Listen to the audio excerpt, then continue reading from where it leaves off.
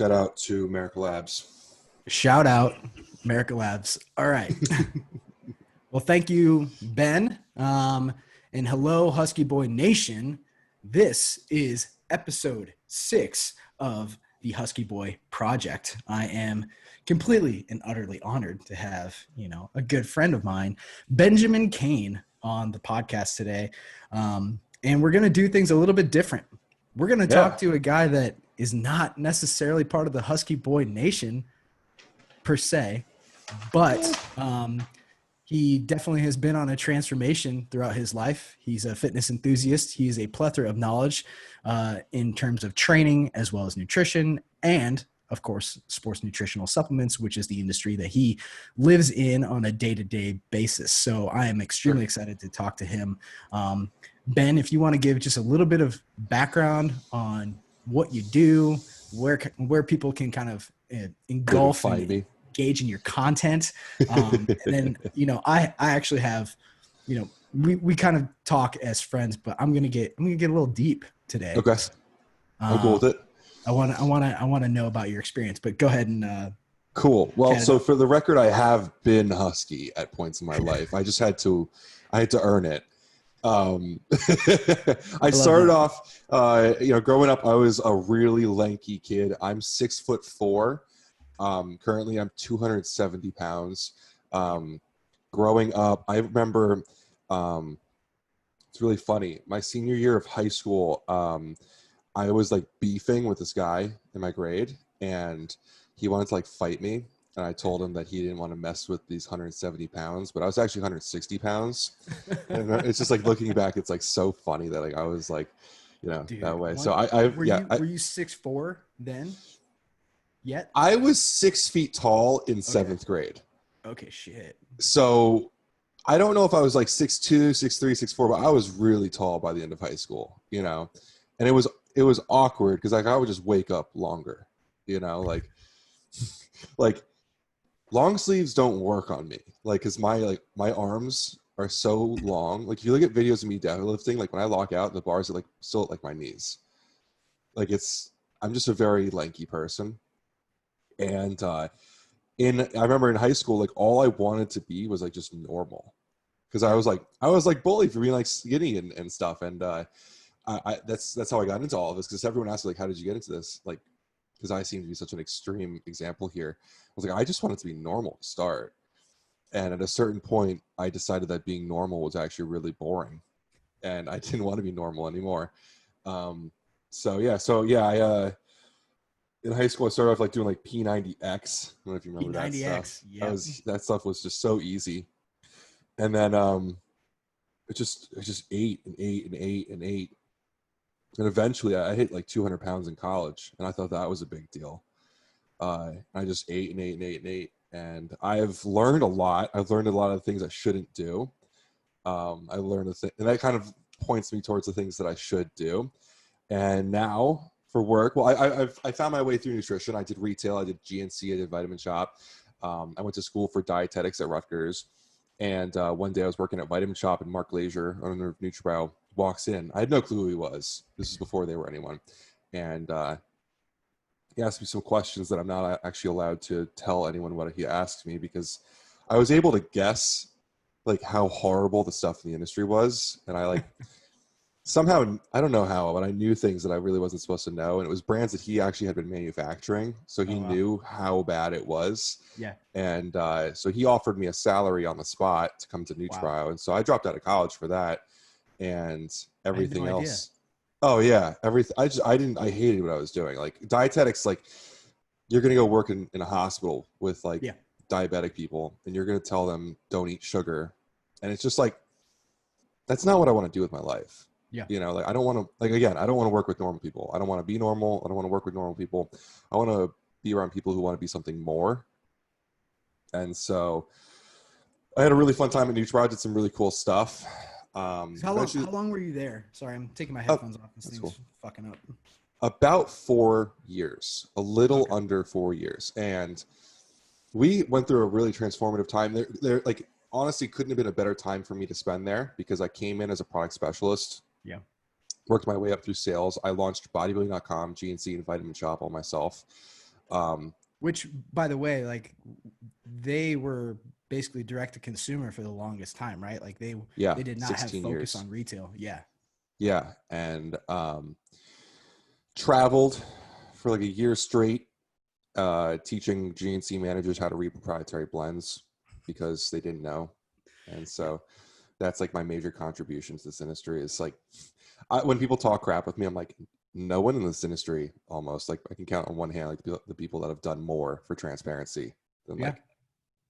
like, it took me a long time. Like, and I think that's a lot part of like my story is like realizing the things that I have done. Like I have a little bit of imposter syndrome, you know, cause I remember when I got the job at NutriBio, I looked at the girl that interviewed me. I was like, I can't believe you're hiring me for this. And she was like, that's a horrible thing to say. Why would you say it's the person that's interviewing you? I was like, are you on Instagram? Do you know how many more intelligent people there are than me?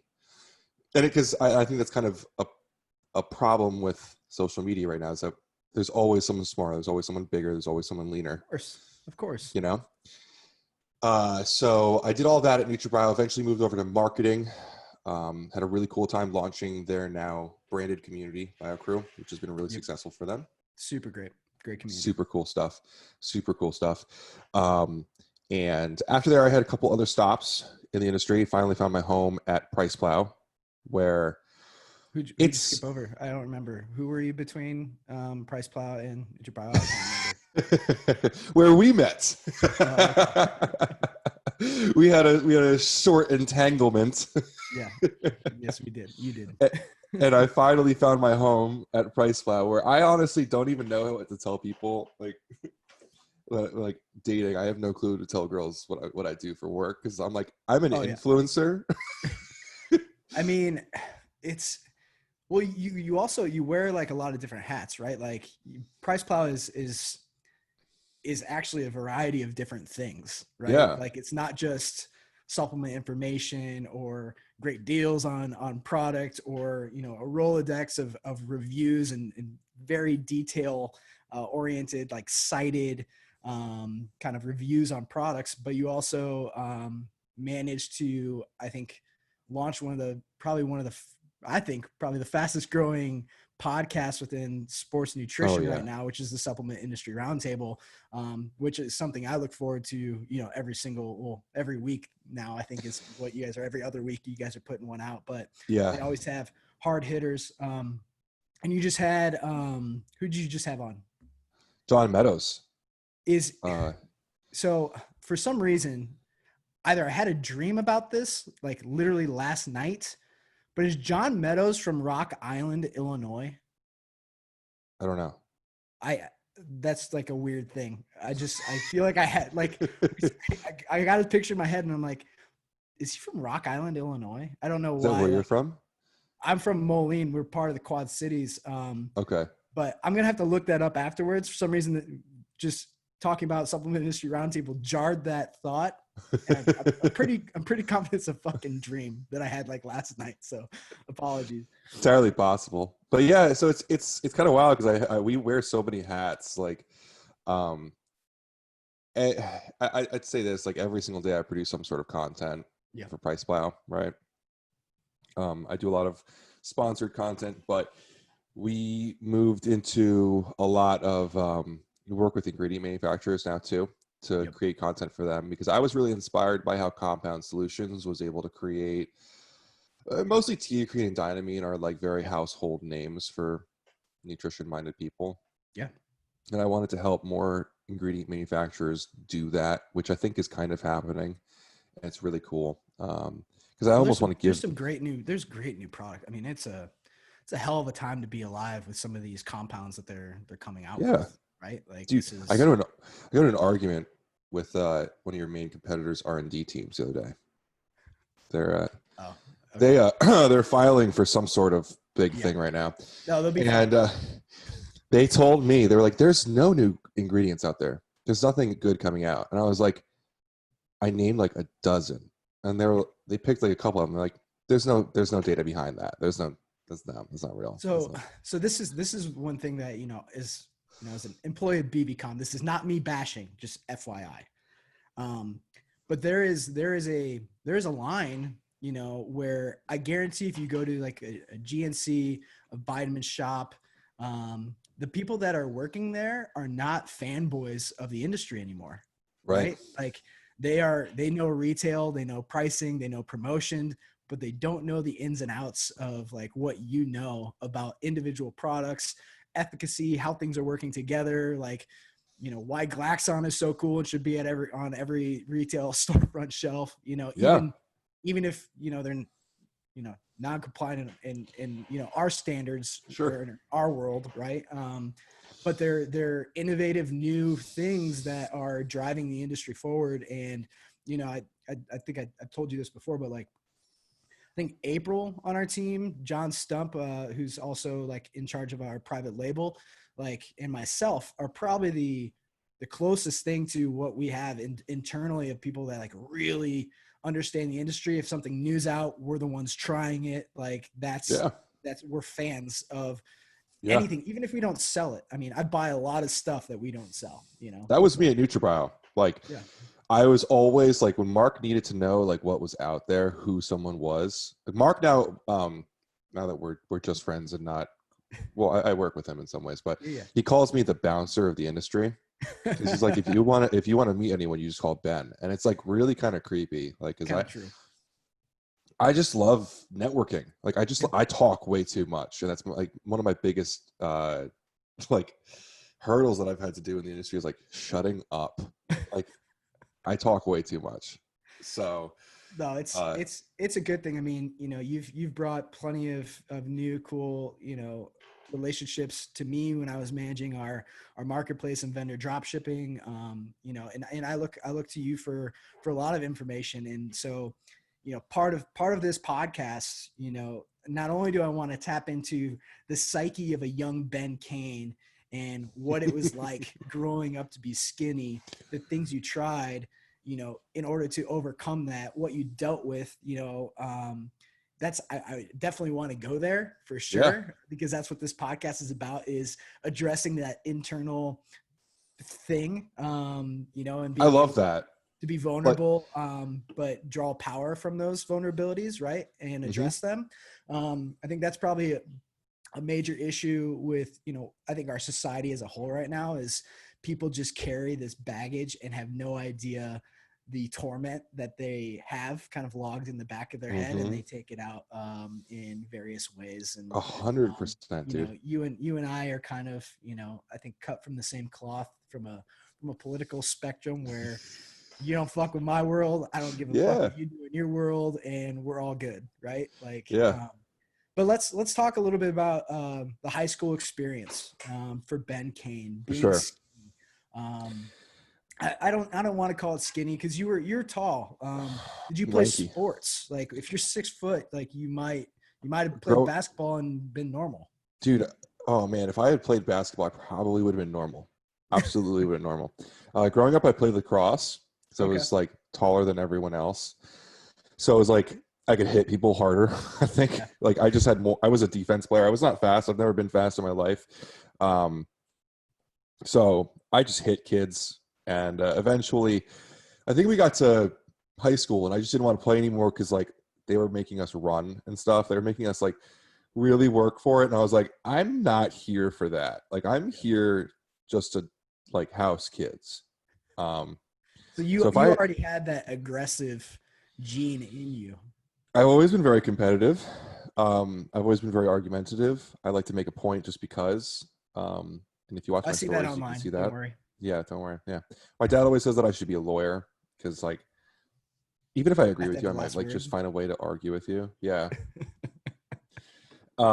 In high school, I got into marching band. Okay. And this became a very hardcore obsession of mine, which I still am, like, very into. Hold on. Let me just gather, because coming from a fellow brass player in middle school. I feel like you played a reed instrument. I feel like you maybe played saxophone. Yeah, I played saxophone through high school. Yeah. It's so funny. Like, I'm the same way. I can guess what people played in band. Like, right? You look at a girl, you're like, you played clarinet. Like, clarinet players are all the same, you know?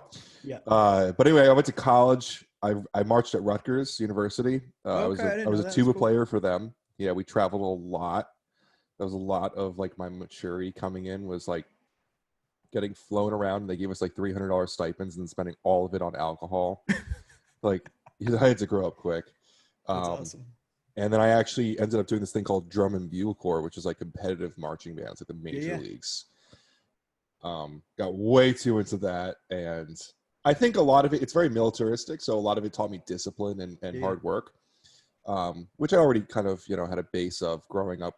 My mom instilled a lot of it in me. My grandfather was in the Navy, instilled a lot of hard work principles in me. Okay. So that's a lot like where my psyche comes from, where my competitive nature comes from, I think. But just at some point in high school, I was sick of like getting made fun of for being so skinny, and I Yeah. was like, I don't know Well, what you I'm were gonna do. you kind of had the double-edged sword. You're skinny and you were in band. Yeah. To be fair, in our school, we were a group 5 band, so we had like a Oh, very okay. large band, Yeah, yeah. and it was its own little ecosystem. And being very frank about it, I also like growing up because I played lacrosse.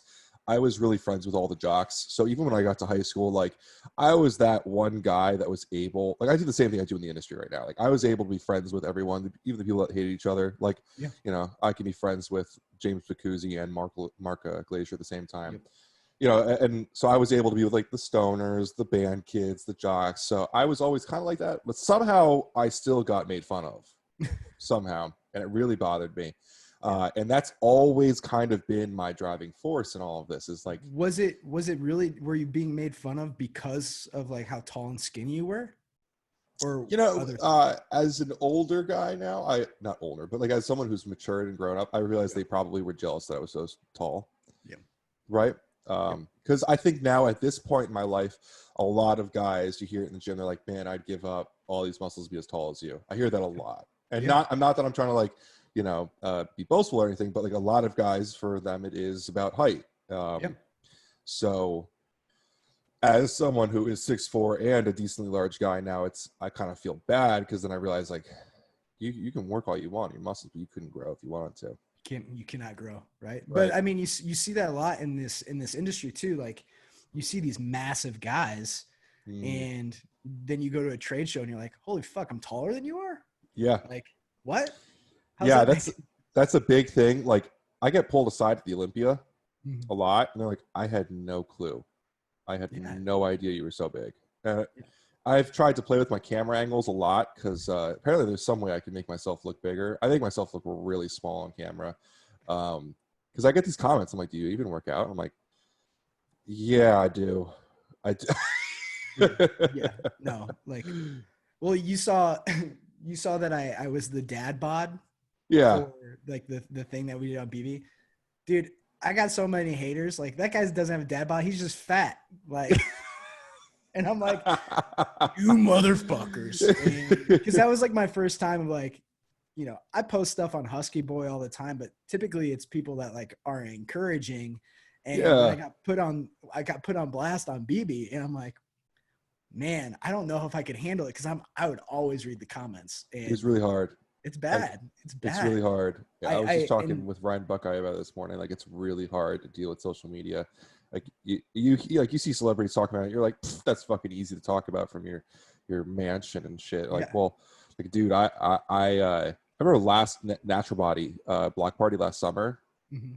I got a skin fade before I went, and when I get fades, my skin breaks out Yeah, a yeah, couple days same. later because they use like the balder on me, and I have very sensitive skin.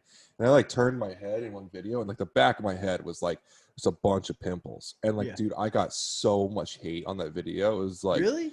yeah, it was.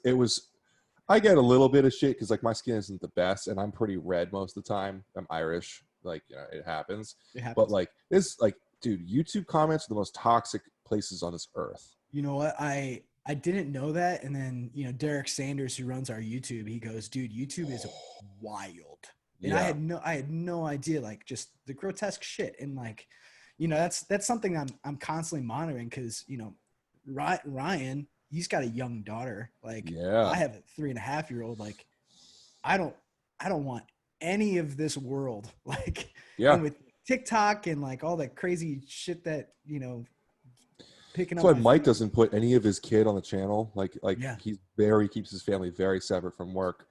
it's It's good. difficult. It's very hard. Not to like, woe is me, but like social media it's a hell of a thing. Dude, So I mean, without a doubt, like, and it's one of those things where, I think the more authentic you can be, like, and more you ensure that the cohorts that you're putting together are there for the right reasons. Like, I totally respect like Mark Bell with his like race to zero followers, right? Like, if you yeah, don't like what the fuck I'm putting out, don't follow me, yeah, and I'll just cultivate a group of people that are supportive and like-minded, which of course is not without its qualms too, because you want a plethora of different ideas, right? But if you're yeah. you're a negative Nancy piece of shit, then just go about your way and take it somewhere else. I struggle with that for sure because look, I want to unfollow every single liberal person that I'm friends with, but like, is that really the most beneficial thing you could probably do? Like, I think it's probably better for you to have a plethora of different opinions being presented to you. Yeah, But it's so easy to see someone saying something you disagree with and just being like, "Fuck this! That guy's dumb. I don't want to follow him." yeah, It's really easy to hit unfollow these days. But then you're just stuck in an echo chamber yep. of your own like just shit. But And just as the pendulum swings, right? Like, it used to be that, like, when like healthy debate was like a thing, and it's swung all the way over here. yeah, And now, because this is the mass, there will be like a minority of people that are like, no, we should debate about this. I hear you, I understand. And then that's going to yeah. be the cool thing because it's in the minority, and then it's going to swing back the other way. Like, at least that's my take. It's like these things always like ebb and flow, just like fucking everything, right? I have to hope that. I I have to hope that because have to. what's really honest, and I don't want to really get too far off though, but Yeah. this whole last couple months that we've been in has made me realize there's more people like us than we thought Yeah. before. Without a doubt. So, Without a doubt. but Well, anyway, I found my way to besides, PricePlow. yeah, And so now I feel like my job is kind of just to be like a watch person in the industry. yeah. Um, Watchdog. like a watchdog, yeah. And I try to provide as much information to people as possible, even if it's not always. I try not to have anything opinionated in it. I try to present facts. If people want my point of view, I will give it. But I try to be the industry's best source for actual facts. Yeah. We The only bias that you may carry is proprietary blends.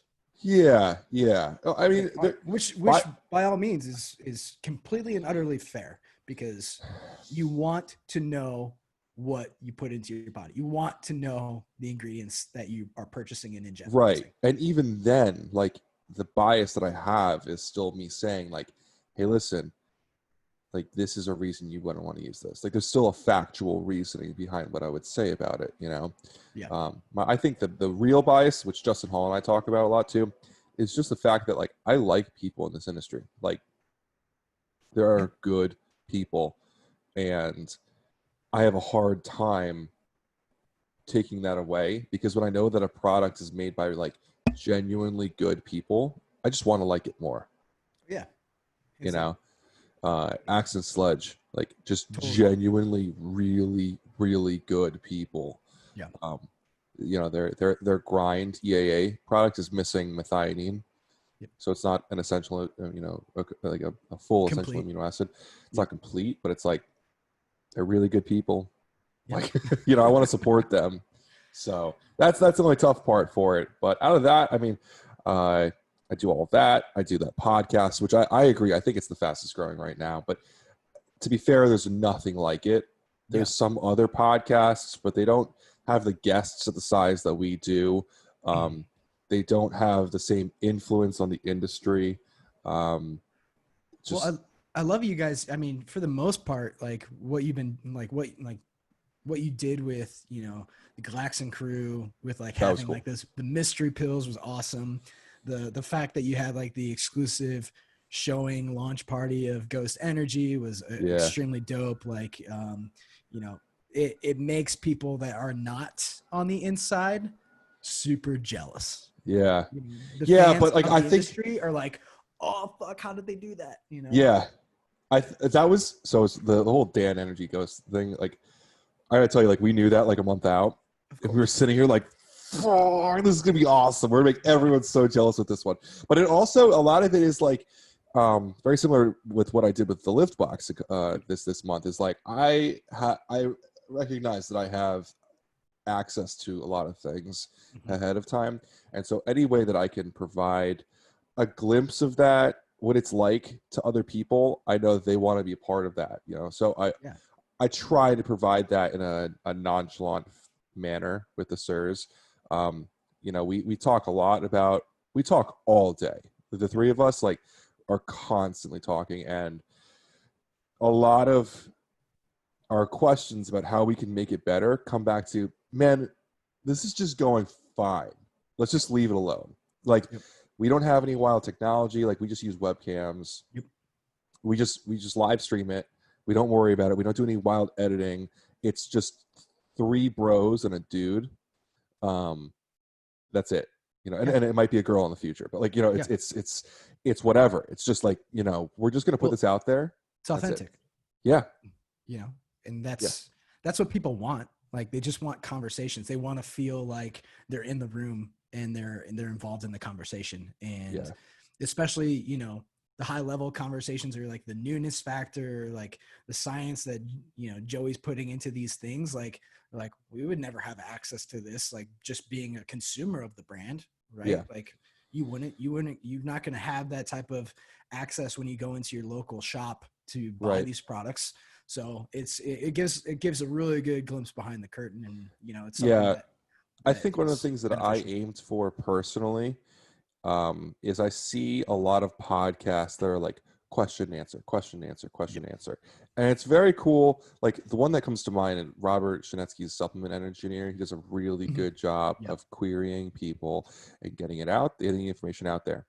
What I wanted to, and this is just personally, this is one of three people in it, but one of the things that I have when I set up my questions or my conversation topics for the night is to just guide the conversation in a way that like people like, we had so many people that wanted to watch the John Meadows one, and it to me it was like, if I was a normal consumer, like 6 years ago, what was the conversation Ben would want to have with John Meadows? Yep. And I want to provide that, because that way when you watch it, you're like, man, this is really cool. I feel like I'm talking to him. Like I can appreciate this conversation. I a lot of times when I hear the Q&As, it's very cool because it's like, there's a launch happening and I need to know these things about it. But what I am proud of with the sirs is that if you listen to it, I honestly believe that it's like a conversation that you could just like be a fly on the wall for and really Mhm. appreciate. Yeah. And the live factor makes it even more fun. Well, I mean, you guys in general, like TNS and his unique approach to everything. I mean, I have their was enjoy the ride. Like Oh yeah. I bought the llama corn. It did not make it to me, and so Jacob sent me llama corn and the margarita flavor, and I've Good been flavors. they're amazing. Yeah. Hands down. And I'm like, okay, well, like maybe we need to do a little bit better on our Yeah. screen formulation. But nonetheless, like and Justin, of course, is like constantly answering all the questions in the world. Like, I mean, the fact that guy spends so much time like answering questions online for people is like, holy shit. If you have any question, just go follow the Supplement Snoop and just ask, because he's going to answer you like immediately. Right. Like I gained a that's, huge appreciation for that when I started doing it. yeah, massive resource, and and for both of you guys, it's providing tons. So I Oh yeah. kind of want to take the approach on that, with asking some Husky boy questions. So Absolutely. being a fat kid growing up, my introduction to the sports nutrition world was hydroxycut. And I'm not alone in this, Yeah. right? Like most people that I've, grew up with or talked to, that are within the realm of being bigger, all started with hydroxycut, because that's what we saw on TV, on ESPN or whatever. And we went to our GNCs and we bought it, and we had heart palpitations on the treadmill. Right? Yeah. The Well, that was the normal. first like So influencer marketing, fat burner too. yeah, and so I really want you to kind of paint a picture on, fat burners in general in the industry, what they can be used for in helping mitigate or helping individuals lose weight, and what they are absolutely not, which is you take this pill and you're going to lose weight. Like that Right. is not the case. But how can you use GDAs? How can you use fat burners to benefit you on a weight loss journey, knowing full well nutrition is going to be the number one thing? Right. Well, you already set it up really well because if we know that nutrition is number one, then like Don't even need it. yeah, we don't even need to answer this question. You honestly, like, I hate doing fat burner stuff because it's so subjective, and so much of it is like, I took this fat burner, it made me feel like I had more energy, it made me sweat a little bit more, and I feel like I'm expending more. Now there are a few outliers to that, but like I want to set the ceiling really obviously here. The most you can increase your fat burning with anything that's legal is about 7%, right? Yeah. So if it's all about calories in, calories out, and your TDEE is what, like 2,000. Yep. You increase that by 7%. Yep. What is that? That's nothing. It's nothing. Yeah, It's nothing. and you need a deficit of about like 500 calories to Okay. burn about a pound of fat a week. Yep. And we're talking about, what is that, like 14 calories difference? Yeah. It's Nothing. it's nothing. Now there may be other benefits, like browning of fat to make it a little more useful for energy, like grains of paradise, beba, a very new promising Say ingredient. that again. You said browning of fat. Yeah, there's white adipose tissue and brown is Okay. more. Someone's going to watch this and going to fact check me on this, and I'm going to be really screwed. I'm not the fat burning guy. But fat burning, brown fat is just much more likely to be used for energy, Okay. whereas white will be more long-term usage. It's like the last stuff to go. Yeah. Yeah. And really, like, at the end of the day, I take a very Lane Norton approach to all of this, is like, it's going to burn eventually. Like, Yeah. if you get in a caloric deficit and you just stick to it, it's all going to come off. And when people are like, I get these customers that come to me and they're like, yeah, but if I take this unique combination of ingredients, I can burn it like 1% faster. I'm like, yeah, you could. Like, it's not really gonna, because I also think that, like, the people who are worried about that kind of stuff are not dieting to the point where that 1% even matters. Yeah. Right? Like, Yep. you're already 20% behind because you eat sushi and Chinese food every night. Yep. Like, so that 1% really isn't doing much in the face of that caloric intake you're having. So there are a few ingredients that can help, but even if you are taking those all in a perfect storm, it's not going to make a night and day difference, in my opinion. Yeah. I think that it can be helpful. I think that a lot of it is subjective and personal. Yep. Listen, I take burn away from Like a Pro before I do my I was fasted going to cardio. ask you about burn away, because that's the hot one right now. Yeah. Now, to be fair, the thyroid ingredient, I can't remember how it's pronounced, is like pro hormones are to testosterone, like as that is to like T3. Okay. So I got blood work done on it, and my thyroid was like a hamster on a hamster wheel, like just like screaming, which makes sense because I was losing a lot of fat on it. But that's an outlier there. If we're looking at normal hydroxycut type fat burners, yeah, we're not talking about the same kind of stuff here. There's a different echelon of ingredients that we can get to with like Glaxon's thermal, yep, or their slice, superhuman burn. which, by the way, I took Slice at the start of quarantine, because when I'm at home, it's easy for me to snack, and so I wanted something that would help suppress my appetite, but that shit made my skin burn. Well, Like, Joey loves his niacin. then yeah, like I would touch my face and it would just Oh be yeah. red, like neck. And yeah, Joe, he takes a He shit ton of takes it. like 2 grams of it every morning and takes a cold shower. Or no, I think he takes a hot shower. That's crazy. I would have to take a cold shower. So yeah, there's another echelon to it where it can help, but all of that stuff doesn't matter if you're not dieting. Yeah. You know, it's just And like for you're me, like, I've known this about fat burners for a pretty substantial amount of time. I wouldn't say I knew this in college, or even, I would say 4 or 5 years ago. But now I understand it, and I use them for specific placebo purposes, right? mm-hmm, Like, I feel like I am having a better workout when I sweat more. mm-hmm, If I can take something that makes me sweat more, then I feel more accomplished in my workout. And it's one of those things where you kind of, it might be like an endorphin release or something, where you're sweating, you feel like you did a good workout, so then you want to get back and get that same kind of feeling the next day, and it just starts this cycle when I hit a fat burner. right. That's just me from a personal standpoint. I know they're not doing anything to burn fat for me. I don't think that they're suppressing my appetite at all.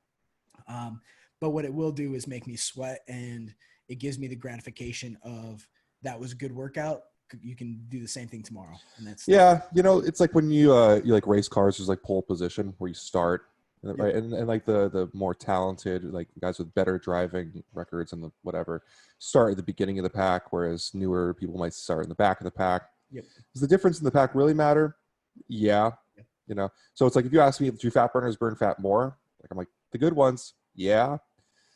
But for most people, you're not gonna see that much of a difference. Yep. You know, like, as an athlete that really like fluctuates a lot in body weight, I dropped from 275 to 245 this year, and I'm back up to 270.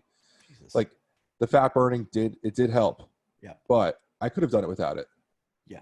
You know what I mean? I think that's hard for a lot of people to grasp, is like, it's not make or break, but it does do something.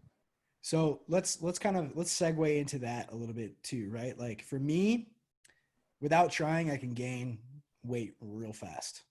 For you, It's do the you opposite. have, like, when you drop from 270 to 245, was it that hard for you? Or if you did nothing, would you go down to 200 probably Yeah, quickly? if I didn't actively eat, Yep. I would drop. But here's the thing: I'm a stressful non-eater. Like, when I get Oh, stressed, I don't eat.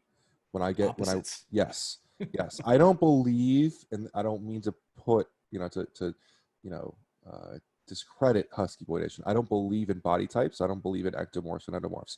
But I do think that psychologically there are things at play, that affect your weight via your lifestyle. Yeah. So when I get stressed out, I put off eating, all that sorts of stuff. But I also have a tendency to be up more. I walk my dog and stuff. I don't have a sedentary lifestyle, so it's Yeah. also harder for me to put on weight. Yeah. I work out like 6 days a week because I want to. Yeah. So it's hard for me to put on weight because of that. I have to actively eat, and the second I stop, like, I hit 270 a couple weeks ago, and then I let off the gas a little bit because I had some work going on, and I dropped back down to like 264, and I had to eat back up.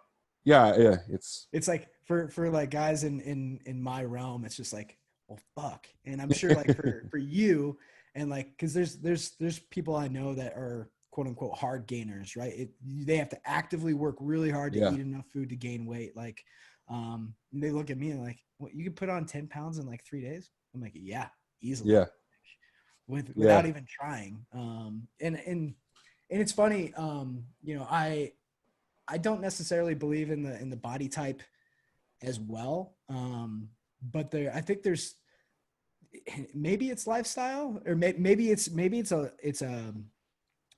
lifestyle of time, Mm-hmm. right? where over time, based off of how you've eaten your entirety of your life, what bad and good habits you've created sets you up to be one or the other long term, right? And I I fear for the day that, my knees go out and I have a hard time moving, because I hope to God 70-year-old Darren is, one, still around, but two, just not just a fat fucking slob.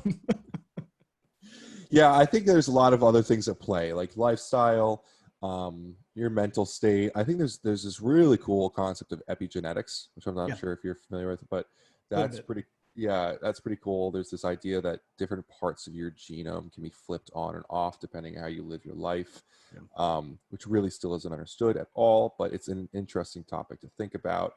There's a lot of stuff out there that could be affecting your weight gain or loss, but when it really comes down to it, most of it, and I think you proved this over the last couple of months when you lost that weight, it's just caloric intake versus caloric expenditure. That was it. It Mike ramped up when I started doing cardio, for sure. Like when I started running, melted. For sure. Mike and I argue a lot over, like, he's all about keto carnivore. Right? And he has some compelling arguments for probably people like yourself who calories in, calories out doesn't really always, it's not that it doesn't work. It's just that it's not a viable option for a lot of people, because his example, which is, albeit is extreme, basically talks about, like, if you're addicted to cocaine, do you limit your cocaine intake or do you stop taking it?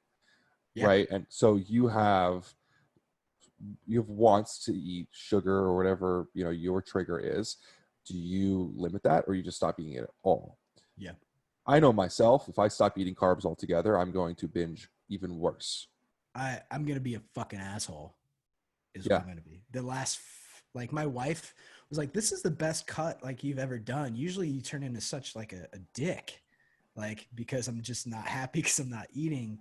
And because I was eating rice every day with my meals. And then the last week I cut like carbs out completely. And she goes, this is too fucking much. Like, you are such a dick. And I'm like, clearly, like, there's a way for me to balance. So I was still losing weight. But I did like a hard, I don't know if I told anyone this, but I sodium loaded and I water loaded. Oh, nice. Like, just cut out every ounce of water in my body to get to that 15-pound loss in 30-day mark. I still love lost doing the fucking competition. I think I looked good, but someone said it was just, he just trimmed his hair and got a tan. Oh, yeah. But I don't think so. I think I posted my 30-pound transformation and everyone wanted to just talk about the fact that I shaved myself. When you get thinner, you have to shave yourself. Yeah, you have to. You aren't going to see my abs with hair on them. My wife is always asking, like, when you like lose weight, why do you trim? I'm like, so I can see my progress better. Like, I have to. Plus, if you lose 5 pounds, but then you shave, you lose like 7 pounds.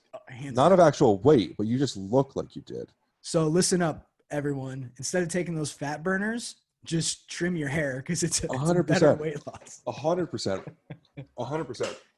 So one question I have for you is, because I always found this really interesting, was like in the hard gainer area, like in high school, like I had friends that were basketball players, like 6'5", super skinny. And my friend Joe, got really into the gym, really into like eating. I mean, that guy he was housing food, and he would literally try and drink a gallon of milk a day. Yeah, I did it.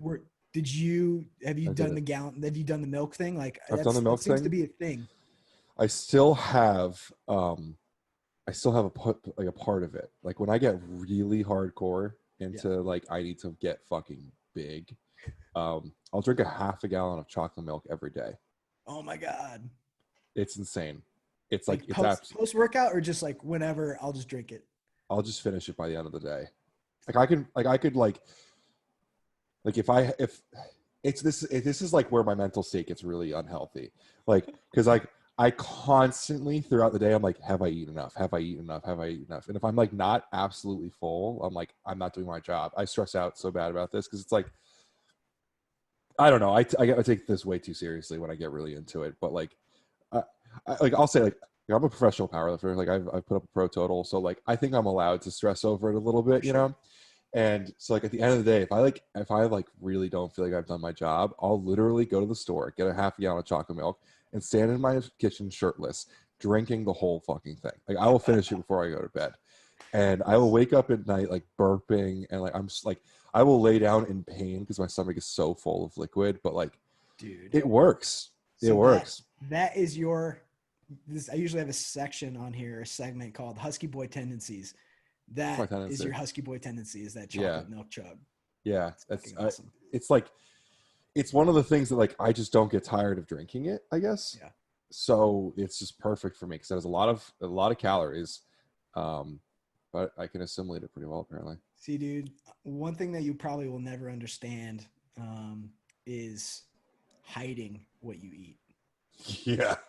Like, I'm married to a woman that is either vegan or vegetarian most The days, yogi. always eats like fresh, does meditation, and I'm like, if I'm like, she makes a batch of cookies, I'm like binging. She'll walk out of the room. I'll go shove two in my mouth real quick. She's like, "Where are the cookies?" I'm like, "Oh, Lily ate them." You know, like I'm a closet like just I fat get it. guy. I Like it's get it. terrible. No, I totally get it because people are like, man, you lift so much weight. You must be so healthy. Like, I'm not fucking healthy. I just really like being big and strong. And like, dude, my ex is like all about like mental health and yoga and meditation. And she'd meal prep all these cute little meals that had like 5 grains of rice in them. And I'm over here like, walking in from Wendy's with 2 Baconators and like a large fries and a baked potato with cheese and bacon on it. And like other people are like running outside in the sun and super happy about it. And I'm driving to the gym blasting the most angry music I can find because like, dude, when I compete, I gotta find a picture of this. My ex is a photographer, and she would take pictures of me at these meets. And like when I like on your third attempt, so it's like go or like don't. You know, like You're gonna it's like like either you're gonna burst a hemorrhoid yeah, or like yeah. you're gonna die. So I would like sit. They have these chairs like outside the platform, and I would sit with my headphones on, and I would just stare at the weight. And I would think about like all the times I got made fun of in high school. I think about like my ex that dumped me in college, or like that girl that cheated on me. Like I think about like the most horrible fucking things. And my mom used to come to my competitions, and she doesn't anymore. Because she's like, you look so angry. I'm like, Have I to. absolutely am. Yeah. It's the whole thing is I love it. I enjoy everything I do, but like it might not look like it on the outside. Dude, I love powerlifting. Like I truly do. And I've only done one meet like as a competitor at all. But it's and I tell the Husky boys ask me like, how should I get started? And for me, I always tell them like, well, if you're anything like me, you're really gonna love powerlifting. Yeah. And it's one of the only sports, in my opinion, that like there's a tangible bar where you can see progress. Yeah. And the more you work, the more you can actually physically see the progress in the numbers that you're lifting.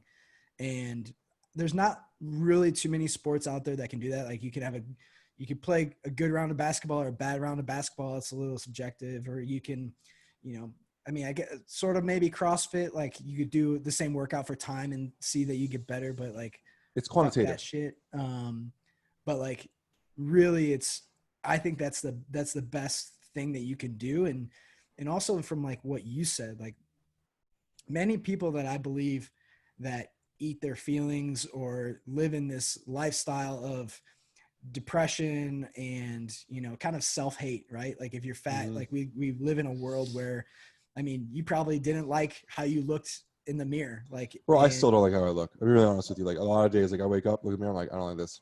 I don't like yeah, this. my wife tells me I have body dysmorphia, where I Oh, like, absolutely. yeah, like, and it's something I'm working on too, is like and part of the reason I even launched Husky Boy was like, this is also going to be super therapeutic for me to try and help other people like find the ways to like love themselves as I try and find that way too. Like, I was pretty hard on myself for falling off the wagon the last couple of weeks, but shit's been crazy stressful. But nonetheless, you know, how did you even get into powerlifting? Like from a newbie, you know, what made you decide like, oh, I'm going to go pick up a bar. You know, I'm a string bean. I think I'm Yeah. going to get into powerlifting. It's really funny. Like I just loved working out. I've eventually transferred from P90X to going to the actual gym. Yep. And I just always wanted to pull more weight on the bar. Like I was an 18-year-old guy. Like what else Yeah. do you want to do? You know, like Of course. you want big muscles, you want girls to stare at you, and you want to lift big weights, right? Yep. Or whatever preferred gender you want to look at you. And I just got really into like squat, bench, deadlift, mostly bench and deadlift. Yep. And I had a couple friends that were running a meet at this dingy, tiny little gym in Bayonne, New Jersey called Skiba's, which is like, it's really cool. Skiba is Henri Skiba is the owner, and he's an ex like West Side guy. He's like he's a special education teacher in Bayonne. And Bayonne, like my uncle says that if the world needed an enema, Bayonne would be the insertion point. Like it's right next to the port in Newark. Like it is horrible. And so this guy literally just like goes outside and grabs kids in the street and puts them in the gym, makes them work out. Like instead of them going and being in gangs and shit, getting in trouble, he makes them lift weights, and it really works. But like, I like to deadlift barefoot. You can't do that there because you'll get like metal splinters. Like it happened multiple times. Like it's not clean. And I don't need it to be clean, but like just so everyone can get an idea of what this place is like. My friends were training here. And they were like, Ben, we're doing a meet in 8 weeks. We signed you up for it. If you don't like come to it, like you're not our friend anymore. And so it's like I thought competing was dumb because it was like I don't need the I don't know, I don't need other people to approve of it. I don't need that whole thing. And I thought like wearing the singlet was dumb. I thought like lifting in front of other people was dumb. And I did pretty good that day, and it felt good. It felt really good to do that. But what I loved the most out of it was there was a guy there named Constantine, who is actually a world's strongest man competitor now. He's like on the top stage, and he was in the States for a couple weeks, and he was training at the gym, and he competed in exhibition just to be like a guy there that other people would come see.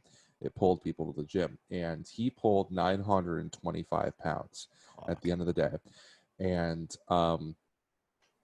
it was really shitty. They didn't do flights. Like they just went like lightest to heaviest. And they pulled everything off the bar into the next attempt. So he pulled his second attempt was 925, and they pulled all the weight off the bar, and they put 275 on it for a 14-year-old kid. And it was a really funny transition. You imagine like this guy like fucking rips almost 1,000 pounds off the ground. Everyone is screaming. Then they put 275 on it for this 14-year-old kid, and he pulls it and cries because he gets it. And everyone screamed even louder for that kid. And that was it for me. That was like, I want to do this for the rest of my life. Like this is the coolest thing I've ever seen. Like it was like seeing him. Like I understood the approval thing of other people all of a sudden. For sure. I got it. And then I got the bug, and I got unhealthily competitive about this. And now I squat 700 pounds and my back hurts all the time. Yeah. There's this really funny podcast. I don't know if you know Jim Wendler, the maker of Wendler 531.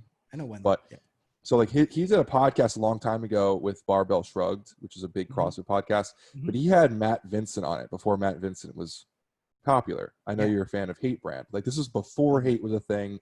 He was still fat. He was still like Fat Owl. Yeah.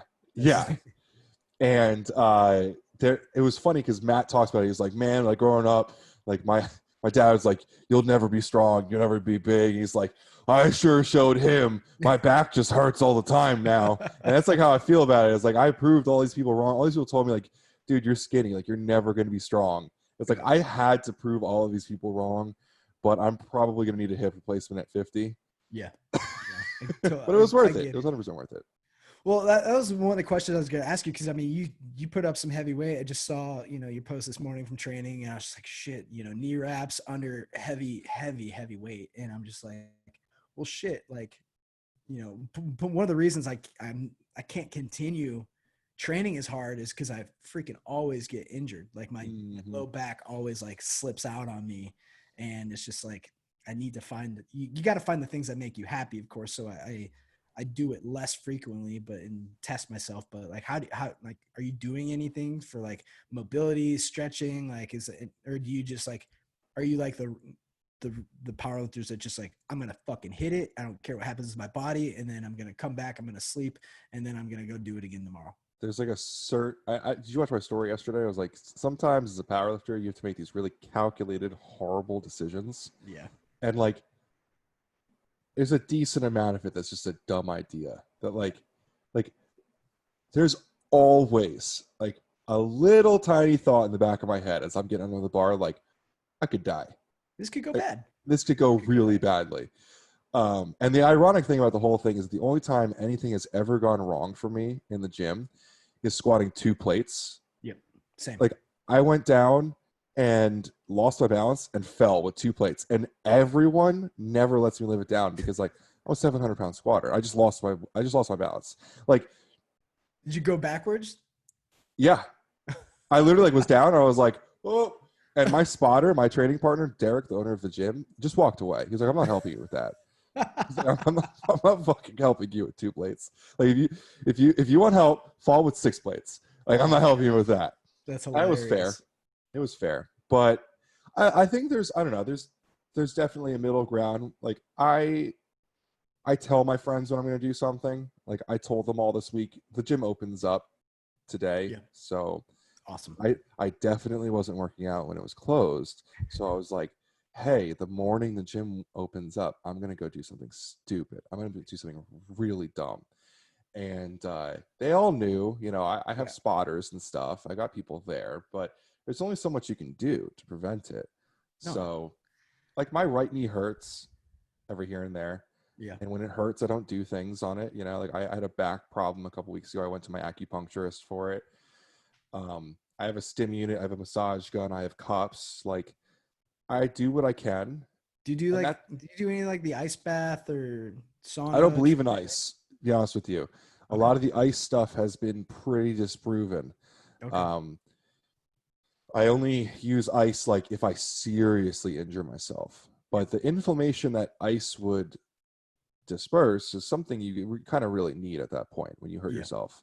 Yeah. So I don't do any of the ice stuff. Sometimes I do cold showers, but just because it like feels good, it wakes me up. Yeah.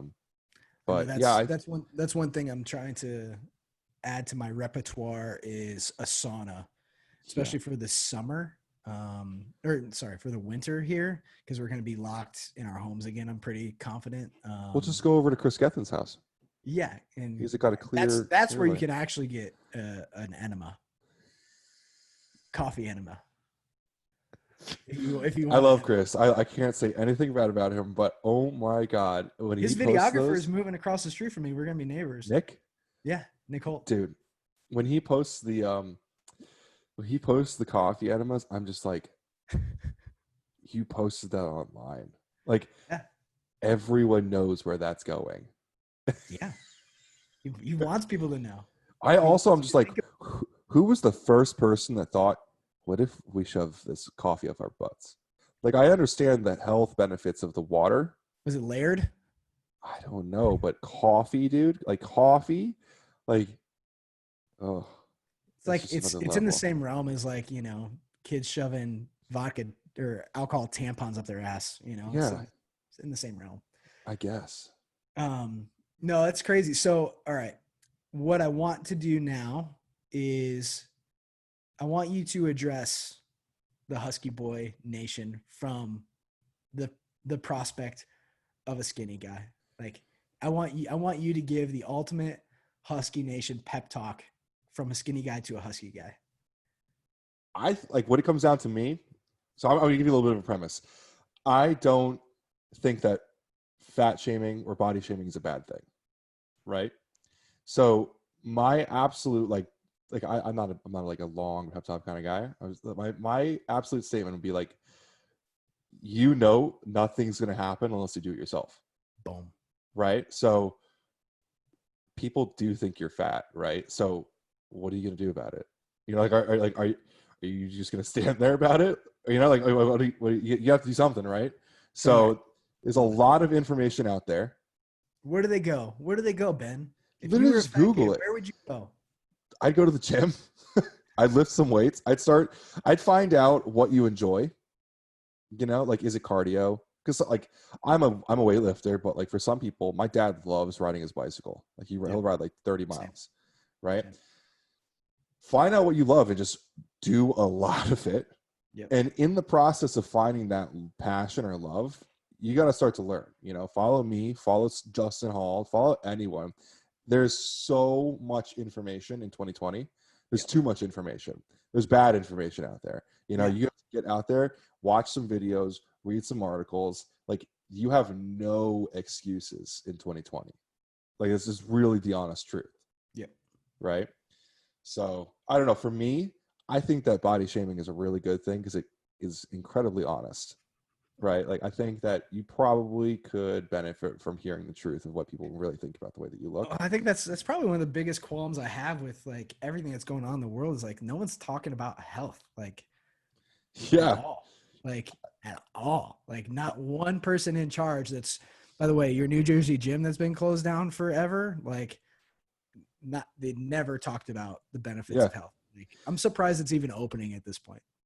I don't know if this is a global concept, but around Jersey, we have all these like neighborhood watch groups on Facebook. Yeah. It's hilarious. So funny. I go in here and I troll all these like middle-class white moms. But it's like half of them are like, I can't believe you're not wearing a mask out. I can't believe you're not wearing a mask around all these people. And I'm like, well, I'm healthy and fit and I don't need to, because even if I do get it, there's a 99.94 chance that I'm going to be fine. Yeah. And if you weren't fat, you'd probably feel the same way. Right. And I'm not even talking about like Husky. Like, I think for the most part, most of the Husky boy nation are probably pretty healthy still. Like, your blood markers are probably fine. You probably want to lose a little bit of that like tire. Yeah. You know, but like most of that is pretty cosmetic. And I'll be the first one to say, like, I get pretty husky. Like, I'm cool with it.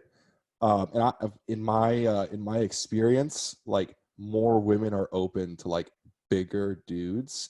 That whole like early 2010s thing of like Zac Efron. I'm pretty sure that's over.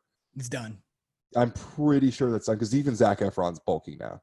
Yeah. If you're skinny, no one's gonna trust you. Yeah, but like, you ever go to the Arnold? Yeah. So like the strongman competition at the end of the day, like, everyone's there watching that. No one's like, he's fat. Like, they're like, wow, he's actually very large. Dude, the fact that like, you know, Thor Bjornsson and Ed, like, the fact that they're so big and like you can see Eddie Hall's abs, for me is just like mind blowing. Yeah. I've never stood next to him. The only strongman I've stood next to was Brian Shaw. I met him a couple of years back. Oddly enough, it was the first CrossFit competition I did. Oh, wow. He was for some reason in Davenport, Iowa, and they got him to come to this thing. And I'm like, what the hell is Brian Shaw doing in this small ass town? Like, and so I have a picture with me and Brian Shaw after I won the scaled division, of course. But yeah, the sheer scale of those men, like, dude, I'm 6'4". Like, I never look up to anyone. Yeah. These guys are like 6'10". You grab their hand and it like envelops your hand. Like, I got tiny hands as is. Like, oh, dude, I have huge hands. You think Trump has small hands? You haven't seen my hand. I got tiny hands. Dude, you shake these guys' hands, you're like, this is not human. It's actually, are you a big stand-up fan? Yeah, I love stand-up. You seen Joe Rogan's Triggered? Not yet, no. Okay, he has this Triggered Netflix special. You have to watch it tonight. You will love it, because you're like pretty similar to me. But he talks about like sexism and how like women get pissed off that guys think women can't do all the things guys can do. And he's like, it's totally fine, because I don't think that guys can do all the things that other guys can do. He's like, and I know this because when I was on Fear Factor, I stood next to Shaq and his dick is where my face is. And Because like I'd be the wrong person to guard the White House from a shack attack. That's just how it is, right? And you look at some of these humans, you're like, who made you? Like who birthed Brian Shaw? Yeah, right. Like, Mm-hmm. and I'm pretty sure his kid is like already a tank. Yeah, Right. Like his kid's probably larger than us. yeah, You know, it's nuts. These guys. So before we kind of sign off, I know you got a whole bunch of content to produce today and probably getting ready for another SIR. And when does your lift box come out again? the 20th it shifts. So in 3 days, you can still sign up for it. I already bought it. Yeah. Well, you had to. You had to. I'm so excited about this one. I did such a cool, I don't want to pat myself on the back, but I did a really fun thing for them for this by putting in 2 exclusives in it. You get the Ghost Energy, which you cannot get anywhere else yet. Yep. Muscle Foods, I actually heard, is a back order of them already, which is the distributor of them, which is incredible.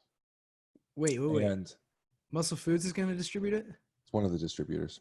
Yes. There you go. They do all my RTD shipping for VDS. Oh, did you just get around this whole thing? I think I did. But if they're back ordered, I didn't. And then I also got Glaxon to put in a new version of one of their supplements. The V2? So it's a V2. The plasma? Yeah. I don't know if we were able to talk about that. Yeah. The new Plasm Surge is... I mean, maybe this gets 50 views. I don't know. Yeah. I don't know. I posted my beta to my story, so it's not a huge deal. But I got them to produce samples ahead of time.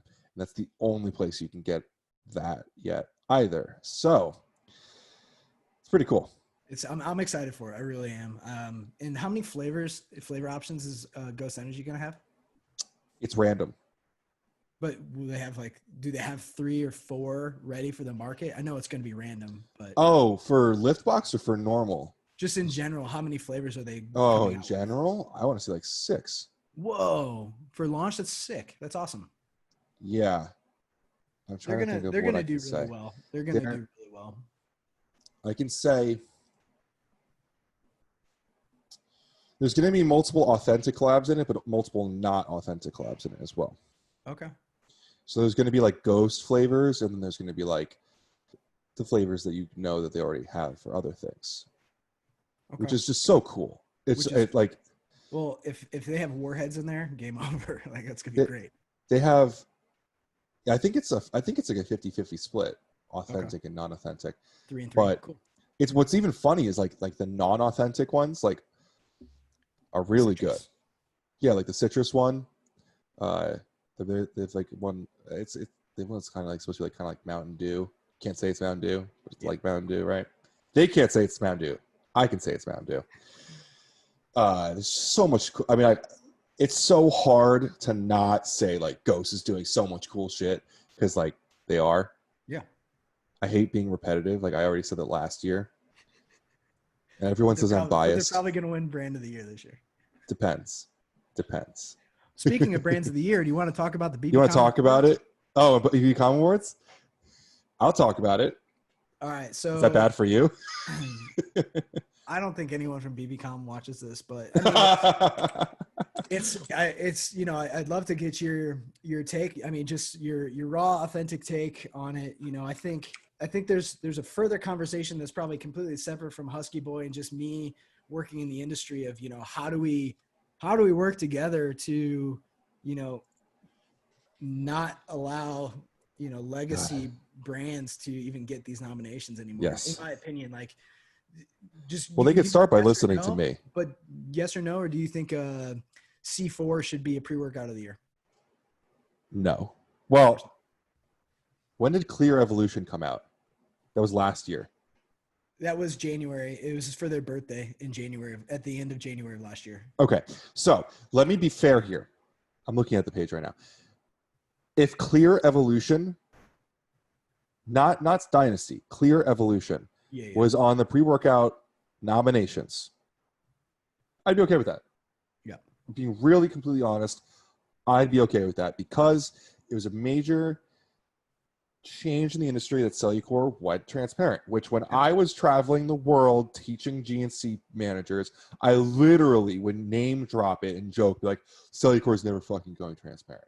Yep. It's just not. And they did. And I've had to eat my words, and that's why I did a lot of promotion for it, because I thought that was cool. You know what else should not be in pre-workout of the year? Pre-gym. Pre-gym should not be in there. You're You know okay what? with caged?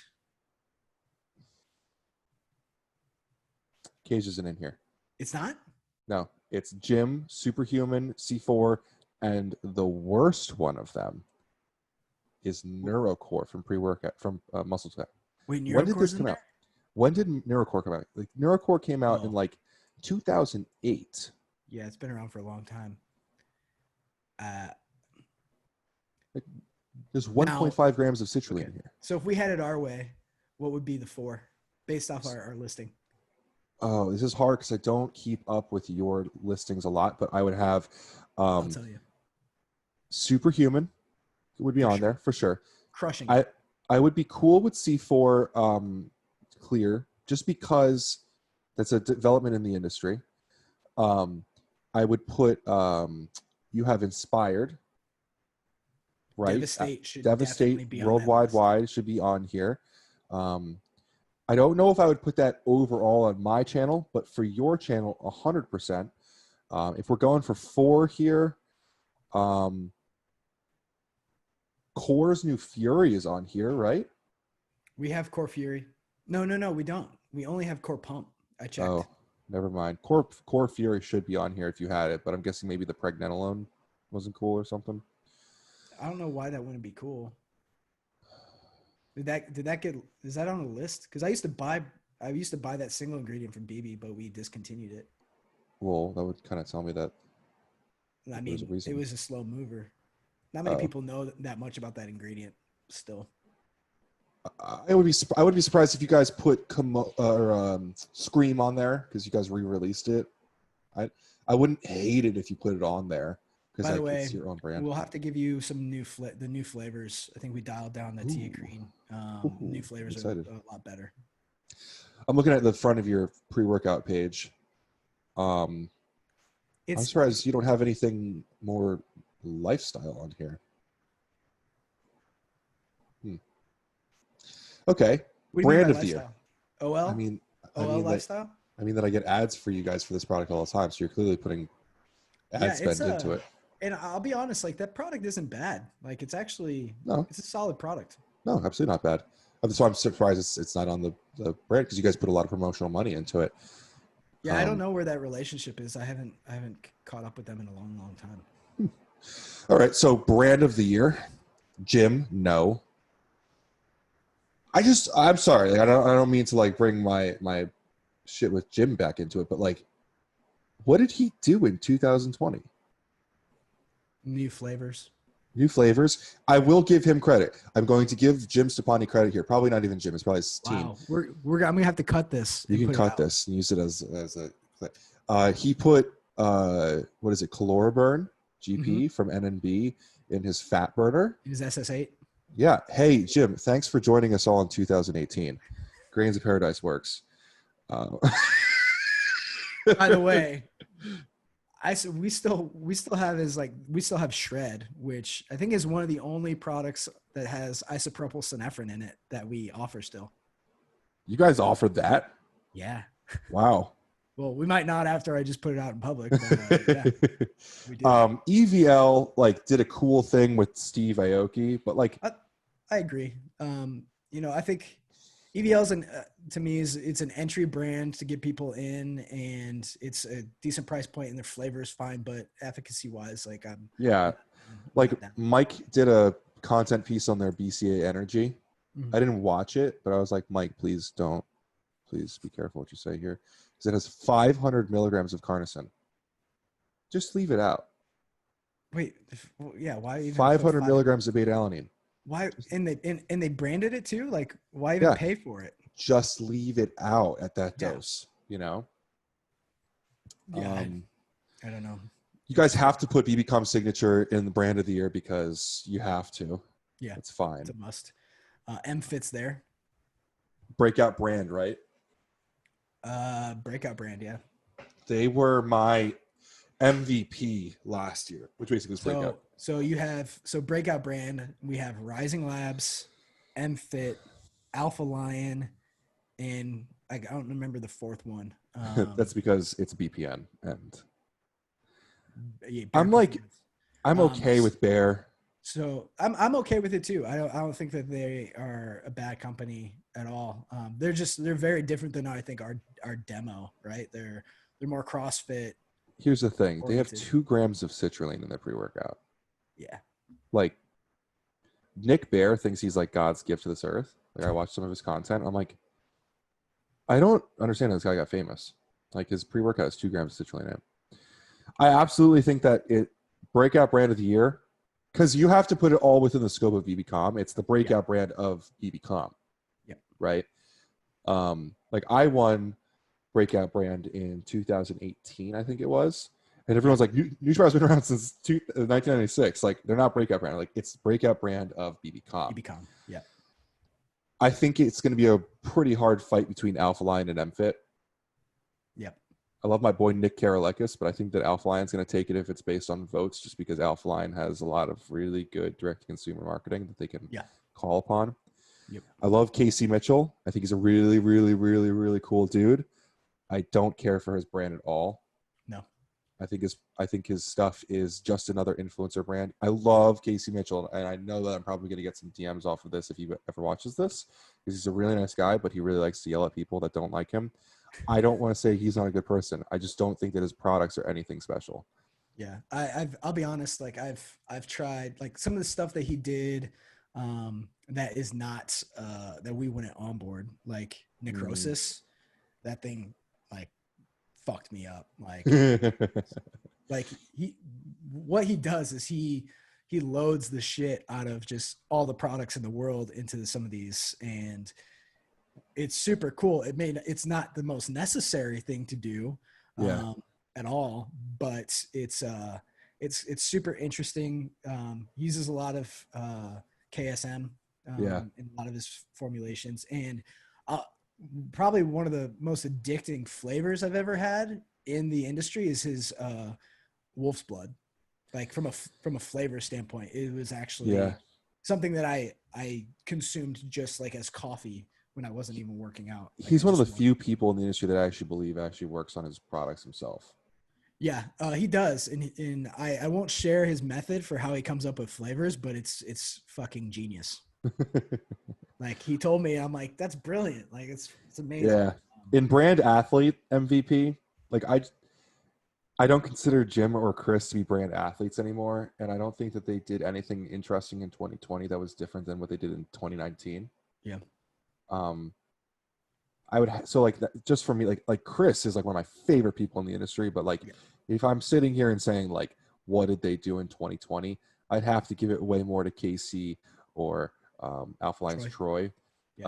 Troy like didn't do all that much in 2020 in terms of his like YouTube content, like his personal brand content.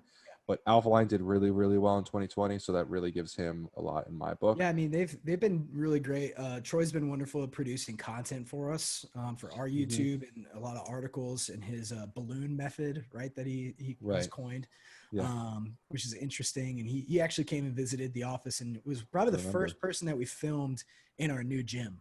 Yeah, I remember that. But in you know, Casey's just grinding, you know.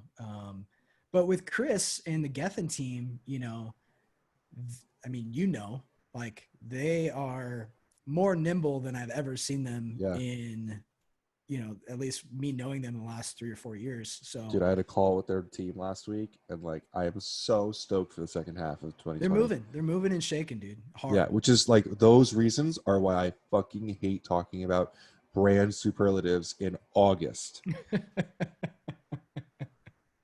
Like I have to give, like, I don't mean to hate on anyone. Like like the person who I got in an argument with about this is going to watch this and know I'm talking to him. He's my friend. So here's my take on it. And it kind of goes back to what we talked about. You are a fan of the industry. Yeah. We are operating in a retail market. What is the slowest sales period in sports nutrition? Oh yeah. Q3. Yeah. What do you have to do to drive sales? have fucking branded awards. Talking about drama and get me to bitch on my story about it.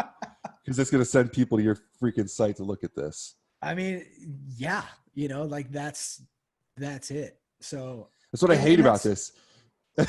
And well, that's the thing. You're playing me. I've talked with, you know, our director of category too. And like, you know, at some point we don't like you have to change up how you do these awards, right? It can't, we tie in sales because that's a good performance metric to say how well something's done. Mm-hmm. But, you know, for guys like, you know, Chris from Inspired, he's new to our channel. He's not doing much with us in regards of like producing content. Like he doesn't have like the relationship that like the muscle techs of the world have had with the company and know how things operate. But I feel like it's our duty to be able to come out and say, regardless of sales, these are the best things that we've seen from being fans of this industry and the products that we believe are going to move us forward in sales in the future. Like that's the paradigm that and narrative that I think we need to address, as opposed to just being like, here's a list of the top sellers. Unfortunately, NeuroCore is, you know, in our pre-workout of the year. 100%. Absolutely. I totally understand it. I get a lot of hate when I do my top fives, and I'm like, listen, these are my favorite top 5 things in the category. And I mean, let's list the ones that like you and I are missing. Like we need Axe and Sledge. Like, you know, I desperately want. Good luck. I know. When I messaged them about it, they didn't even answer me, and they're my friends. It'd probably be different if, you know, we were writing POs, you know, the way that we used to.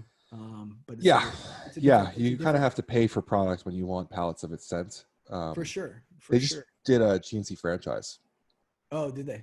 And GNC wanted them corporate, and they just held out. They're like, all right, how about GNC franchise? Because they got to pay for it. GNC franchises have to pay for it. They're like, we could do that. So playing that hard to get is definitely going to work. Well, of course. And, you know, especially in these times like these, in my opinion, brands right now have some of the best leverage that they've had in a very long time, because direct to consumer, you know, could be a better bang for their buck. Well, dude, like, but they're still not going to generate the traffic. Bro, like, listen, what does a brand have to gain when the protein of the year, 3 of them are private labels of yours, or at some point were, or have really close relationships with you? Like, wait, who are our proteins of the year? Tell me. Gym, Signature, EVL, and Dymatize. Only 2 of those are technically like exclusive. Didn't you guys have a really close relationship with EVL until recently? No, we used to. Yeah. I heard there was equity shared. I don't know if that's knowledgeable. I don't. Okay, 2 of them, right? What does a brand have to gain from joining when they know at the end of the year they're not going to even be shown at all on this list? That's what's tough about it. Like, I agree with what you said the other day when you were like, you got like brands need to want to like take down the man, but like when the man's sleeping with the brands, like, what are you gonna do? You know, like, like, no, I totally get that for sure. You know, it's tough. I can't even be on the expert panel anymore. They don't even want me on there. I mean, they don't want me on there either. they don't want me on there, but they want me to promote this, you know? Like, so it's tough. Like, exclusive product we didn't put Twinkies on there. You saw that? We didn't. I saw that, and I thought that was interesting. It's too new. Exclusive product of the year, EAA Energy. I launched that in 2018. Yeah. And it took 2 years to get that on here. Well, I think we still only offer 1 SKU of Muscle Matrix, vanilla. Yeah. Guys, Muscle Matrix was the protein that took down Jim Stepani. Yeah. Like, what other protein is there to sell? There's only that. We probably had the SKU lineup, but, you know, we have such hardcore gym fans. Like, that's what's up. Yeah. You have creatine of the year. Like, who's coming up with these categories? You have both Wait, are you telling me that testosterone. all creatines are not created equal?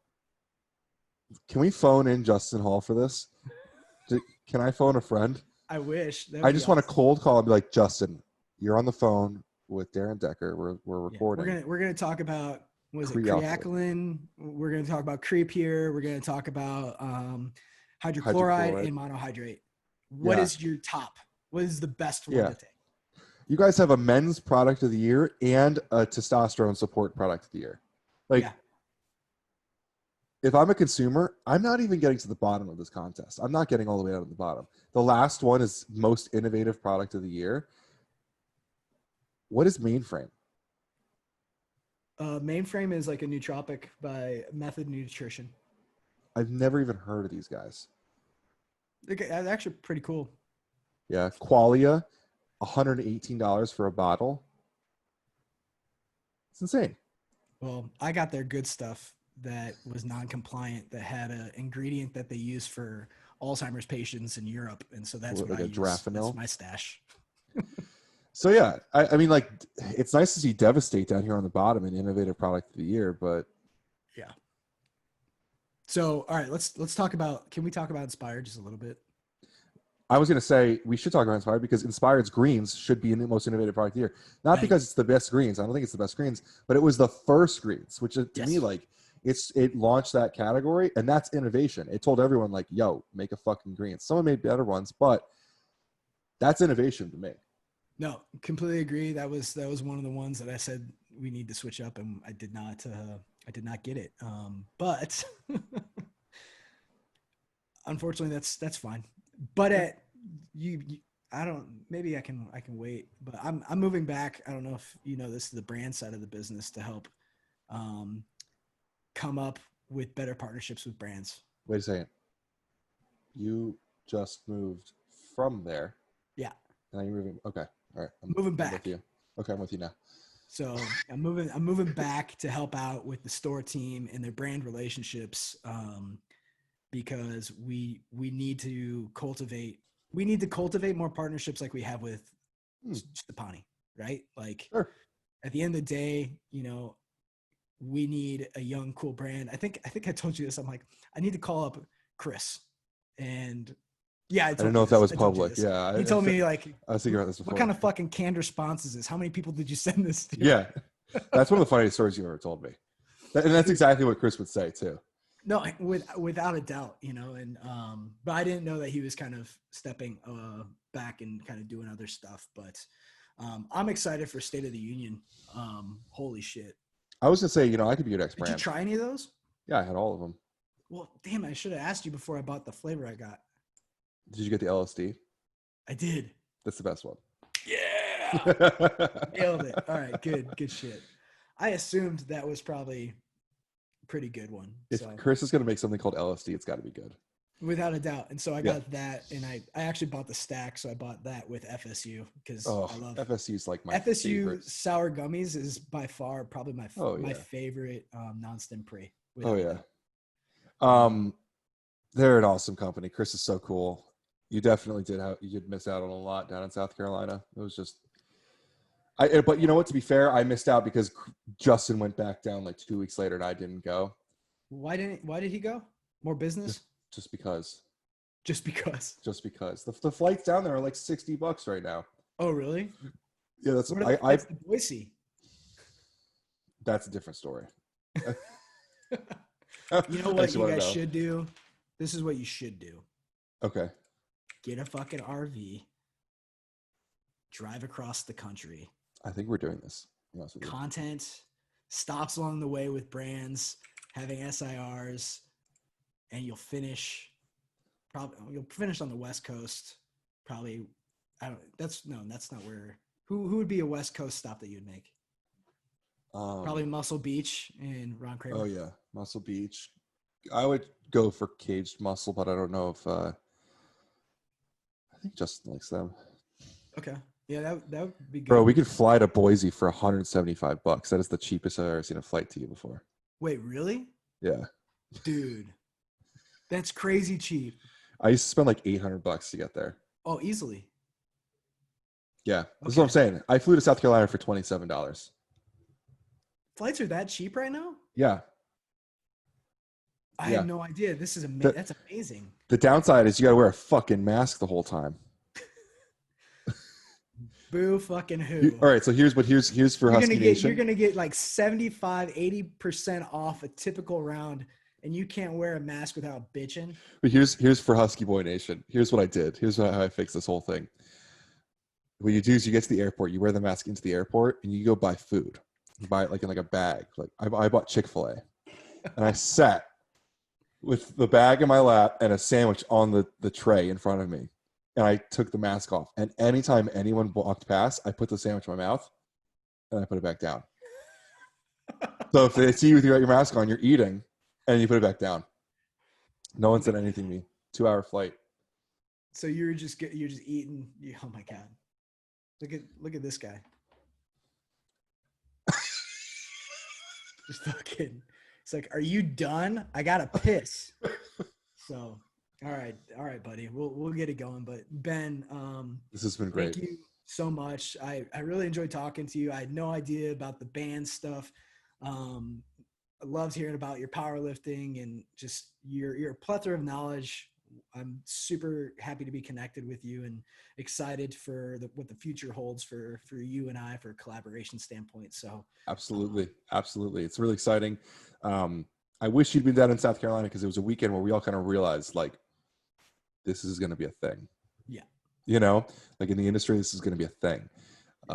In an industry where there's not a lot of guides or set things, because right now is a really fun time where anyone can build a brand and just take it off. Yep. There's this core set of people, which are just good people, which is important to me. So all those guys down there. I mean, I've really enjoyed getting to know, Jacob. And probably one of the best things I think I've done for myself and outreach is just being a part of the Snoop group. Like that's a really, like, the ones that are constantly like having conversations and in it, like, are like some of the best people like ever. And like, kudos to Justin and Brady. He does such a good job with that. It's so funny for me because like that's like what I excel at, is that's what I did at Nutribrow. I brought them for like 200 people to like 3,000 people in that group in like a couple months, and like more than anything, that's what I want to do for PricePlow. But like that's Justin's thing, and like I love that spot. And I'm like I'm leaving that alone. I'm leaving that alone. It's pretty cool. I'm loving this new age of content and supplements. I don't think we've ever had a thing like this before. There's never been this like third party group of thought leaders before, which is just so cool to be a part of. Like I said before, I get that imposter syndrome a lot where I'm like, I'm actually doing something really fucking cool here. Like I look back at it and I'm like, oh shit. It's interesting because I was actually thinking about this the other day. It's like you're insiders, but you're outsiders because you're not part of like the legacy regime. Yeah. And, well, it's funny because I get these calls with the legacy people. I got a call with Invading. And they watch all my videos. Of course. And I'm like, what? Like I sat with like the senior VPs of GNC and they like knew all of the stuff I posted. And I was like, that's funny because you guys don't comment on any of it. I mean, I doubt BB does either. No, but like it's funny because like they'll all discount like what I do. Like none of them want to like say that it's a big deal, but they watch every single one. Well, I mean, to be honest, like before I really, even knew, before I knew you, I knew PricePlow, I knew like Ryan. And I mean, I went to our team and like, why aren't we doing this? Yeah. Like, why aren't we the thought leader? Why aren't we the authority, regardless of if we carry it or not? Yeah. Like you're going to lead with your best foot forward for the industry, or you're going to lead with, what you sell. And I understand like at the end of the day, you have to sell, like you do, but you could position yourself to be, pretty sought after retail partner if you own that other piece, right? Like because you own content, people are probably banging down your door for you to work with you, right? Like that's the key. That's why it's so frustrating to me. It's like, yo, like I would fly out to bodybuilding.com in an instant and stand in their gym and talk shit on a camera and lift heavy fucking weights with them. And we would make a ball of fucking content. It'd be Yeah. amazing. I'd actually like not curse for it too.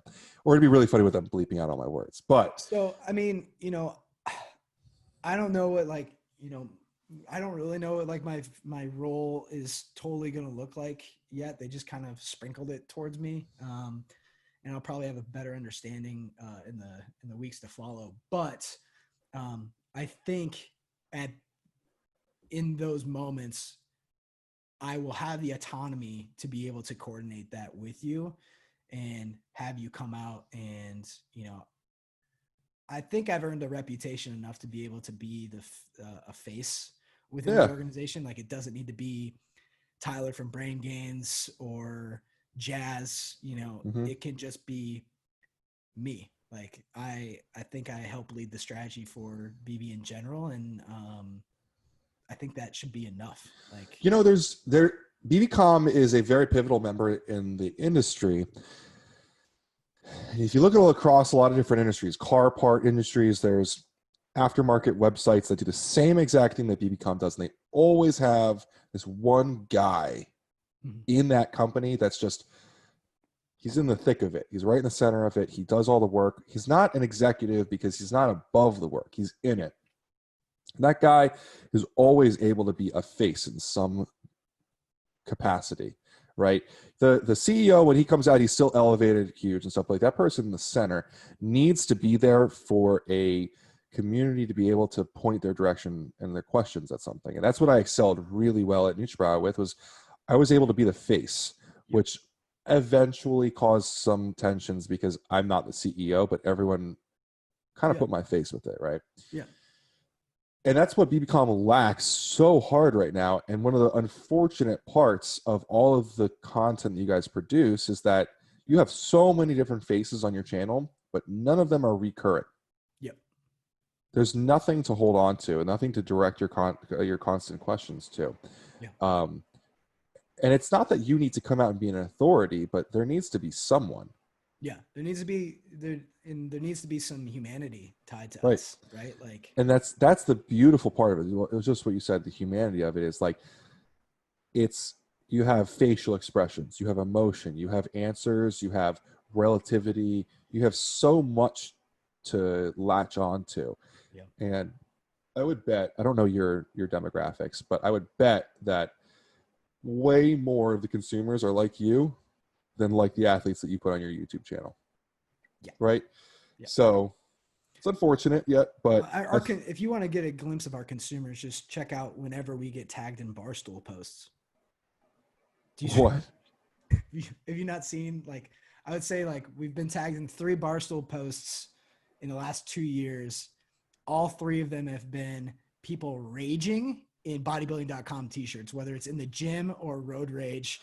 And Camaro and gets out, you motherfucker, and it's like, I'm like, oh, here we go, here's our demo, just crushing the game. Yeah, I don't miss those shirts being everywhere. Those white and blue shirts. White and blue. Oh god. I mean, we had a lot of them. I remember my dad being like, "Where does everyone get these shirts?" I'm like, bodybuilding.com. I'll get these on site. Yeah. Right. So yeah, I think that, I mean, like, I don't know what it would look like, but it doesn't make any sense to me that, not to toot my own horn, but like I'm like involved with every brand out there. Mm-hmm. Like why can't I come out to Boise, film some content, hang out, link up, create something collaborative between us? I think it would be incredibly helpful. Hey, I'll even be a face for you guys. Let me say this is, I think for the first time in a long time, they realized what you can do from a viewership standpoint and a traffic driving standpoint. How did I do that? Twinkies.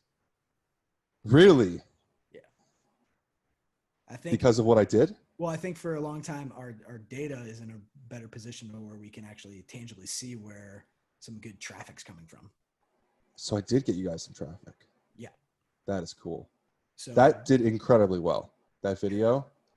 Yeah. And I wasn't lying. If anyone actually has made it to this point in the